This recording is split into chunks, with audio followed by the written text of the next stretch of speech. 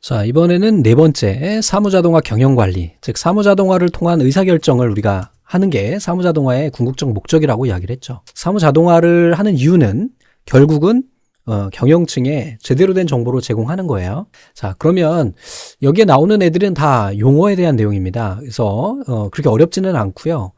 가끔 또 출제되는 애들이니까 한번 정리 쭉 해주시면 좋을 것 같아요. 우선은 경영정보 시스템이라고 하는 거는 MIS라고도 해요. 그래서 매니지먼트 인포메이션 시스템 이렇게 원어가 되고요.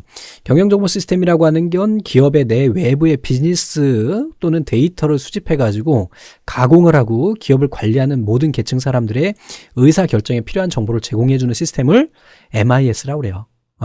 자, 경영 의사결정에 필요한 정보를 공급하기 위해서 다양한 공급원들로부터 자료를 통합할 수 있는 형식화된 컴퓨터 정보 시스템이다. 하나의 소프트웨어예요. MIS라는 거는. 경영진과 관리진에게 투자, 판매, 보수, 자본 계정, 환수 계정 등 경영 정보를 제공하는 자료 처리 시스템이다. 자, 그럼 이런 이 경영 정보 시스템의 특징은 어떤 것이 있느냐면 얘는 기업의 전략, 계획, 조정, 관리, 운영 등의 정보를 보조하는, 결정을 보조하는 거예요. 결정을 보조하는 특징을 가지고 있고, MIS의 전문성은 기업의 업무를 분석하고 기업의 경영을 진단하는 능력이 되는 거고, 분석과 진단에 의해서 기업의 업무 정보 요구가 정의가 돼야 되고, 정의된 정보를 효율적으로 처리할 수 있는 시스템을 개발하고 관리하는 것이 이러한 특징을 가지고 있대요. 의사결정 지향적이래요. 가장 핵심적인 거죠. MIS는 의사결정을 돕기 위한 하나의 또 도구인 거예요. 요약된 정보를 가지고 있다. 또한 예측 및 통제 지향적이다. 우리가 경영을 하는 데 있어서 어떤 정보를 가지고 다음에 우리가 결정을 하는 것은 결국은 예측에 의한 거죠. 그래서 예를 들면 뭐 삼성전자에서 다음에 뭐 갤럭시 S10을 만든다. 이랬을 때 어떤 식으로 할 것인지 그거는 이제 고객의 니즈, 내 외부의 시스템적인 내용들 이런 것을 파악하고 그 데이터를 분석해서 가게 되겠죠. 그래서 예측하는 것이고 그 다음에 이것을 통제라는 것이죠. 통제 뭔지 아시죠? 조절해 나가는 거예요. 이런 것을 가지고 있다. 기본 구성에는 의사결정 지원 시스템, 프로세스 서브 시스템, 데이터베이스 서브 시스템, 통신 서브, 거래 처리 시스템, 중역정보 시스템 이렇게 구성이 된다. 간혹가다 객관식으로 출제됩니다. 자, 그러면은 MIS에 의해서 이번에는 의사결정 지원 시스템이에요. 비슷하죠. 의사결정 지원 시스템은 의사결정에 필요한 정보를 데이터베이스로부터 검색해가지고 필요한 분석을 하고 보기 쉬운 형태로 편집 출력해서 의사결정에 도움을 주는 거죠. 그러니까 두 개가 좀 헷갈릴 수가 있어요. 그래서 얘는 경영정보 시스템, 말 그대로 경영을 운영하는 데 있어서 필요한 의사결정 정보를 제공하는 애고 얘는요 비슷해요. 의사결정을 지원하는 정확한 데이터를 편집하고 출력까지 해주는 역할을 하는 애가 의사결정 지원 시스템이 되는 겁니다. 얘는요 초기 시스템은 주로 반구조적, 비구조적 문제를 해결하기 위해 사용됐고 전통적인 데이터 처리와 경영학의 계량적 분석 기법을 통합해서 사용한대요. 의사결정자가 신속하고 다양하게 문제를 해결할 수 있는 정보 시스템 환경을 제공을 한대요. 자, 안소프에 의해 기업의 의사결정, 안소프에 의한 기업의 의사결정은 전략적인 것과 업무적인 것, 관리적인 의사결정 이 세 가지로 구분이 됩니다. 그래서 7년에 한 번 나올 수 있는 그런 문제니까 한번 정리해 주시고요. 자, 경영관리 시스템이라고 하는 것은 이제 전사적 우리 좀 아까 봤던 이제 경영관리 시스템 내에 이제 전사적 자원 관리라는 용어가 나오게 됩니다. 그래서 ERP 많이 들어보셨죠? 얘는 기업 경영에 필요한 모든 자원의 흐름을 언제든지 정확하게 추출해서 기업에 소요되는 자원을 효율적인 배치와 평가를 목적으로 한대요. 간단하게 이야기해서 갤럭시 S10을 만들려면 부품이 뭐가 필요하고 재료가 뭐가 필요하고 인력이 얼마나 필요하고 어떤 설계를 해야 되고 막 이런 전체적인 내용들을 다 가지고 있어서 현재 시점에 지금 상황이 어떤지를 바로 도출해낼 수 있는 게 바로 ERP가 되는 겁니다.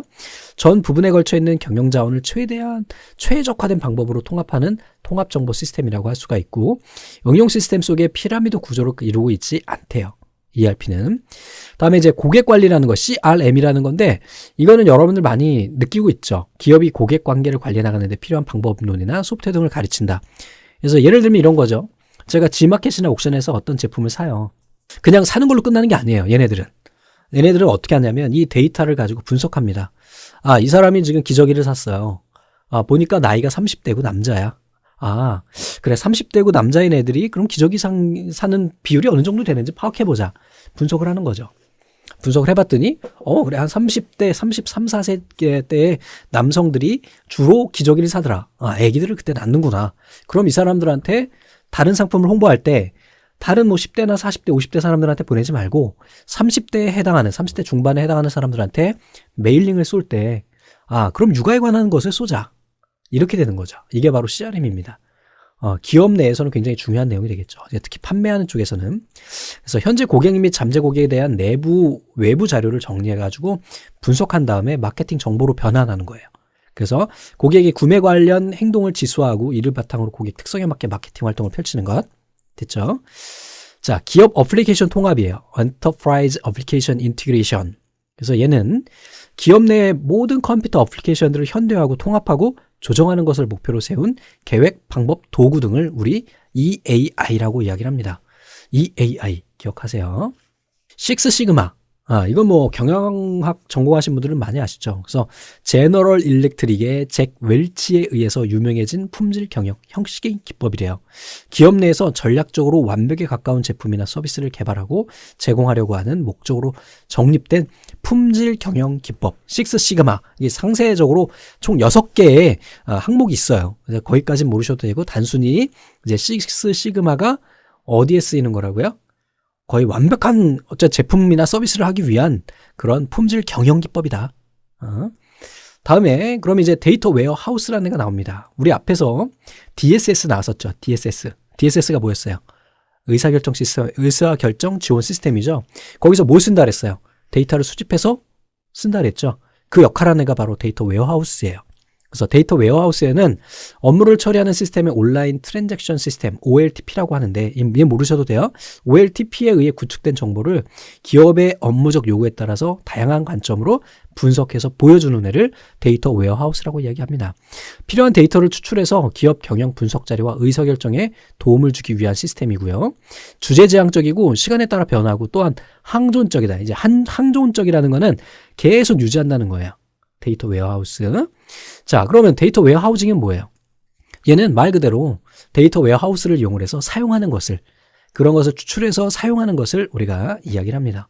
자, 그 다음에 이제 데이터 마트를 먼저 볼게요. 데이터 마트는, 데이터 웨어하우징은 대기업에서 쓰는 어떤 커다란 규모의 규모가 되고요. 데이터 마트는 얘는 데이터 웨어하우스보다 좀 작은 단위로 만들어주는 거를 데이터 마트라고 이야기를 해요.